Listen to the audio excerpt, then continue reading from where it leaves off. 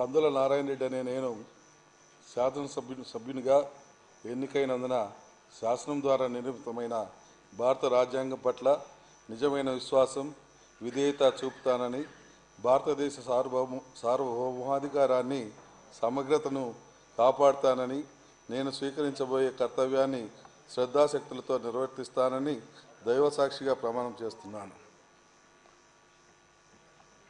ఆంధ్రప్రదేశ్ శాసనసభ సభ్యుడినైన కందుల నారాయణ రెడ్డి అనే నేను సభ నియమాలకు కట్టుబడి ఉంటానని, వాటిని అనుసరిస్తానని, సభా మర్యాదలను పాటిస్తానని, సాంప్రదాయాలను గౌరవిస్తానని దైవసాక్షిగా ప్రమాణం చేస్తున్నాను.